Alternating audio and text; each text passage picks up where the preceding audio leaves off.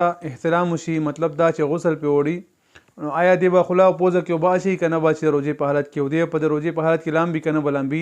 ته یو خبره په عوامو ملګرو کې مشهوره ده، هغې وایي چې کله په انسان باندې غسل وړي مطلب په خوب کې پې وړي غسل، نو دی که غسل وباسي مطلب لمبا کوي نو دی به پوزه او خوله کې اوبه نه اچوي ویدې سره روژه ماتېږي.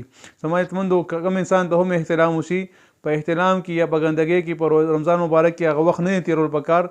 او شرعي مسله دا ده کوم انسان ته هغه احترام وشو نو هغه د خپله لمبا وکړي، خپل غسل دی وباسي، څنګه خوله کې اوبه اودس دپاره اچوي او پوزه کې به دغه رنګه دی خوله او پوزه کې اوبه واچوي، ډېره مبالغه دې پکې نه کوي او ډېره غړغړې دې نه کوي. انشاءالله دې سره به روژه هم نه خرابېږي او غسل ورسره هم ادا کېږي او بیا د روژې ماتېدو نه پس بیا به خوله کې او پوزه کې اوبه اچولو هم ضرورت نشته دی.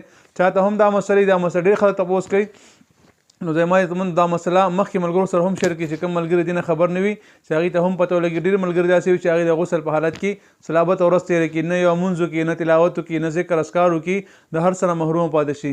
حالانکې شریعت مونږ ته دا ښودلي چې کله تا باندې غسل وړېدو د روژې په حالت کې نو ته پوزه کې او خوله کې اوبه اچولو شي، څنګه انسان اودس دپاره اوبه خوله کې اچوي، ډېره مبالغه پکې نه دي کول پکار، دغه رنګې په لمبا کې هم کوی شي نو دې سره له غسل وځي. الله تعالی دې موږ تاسو نازل شي.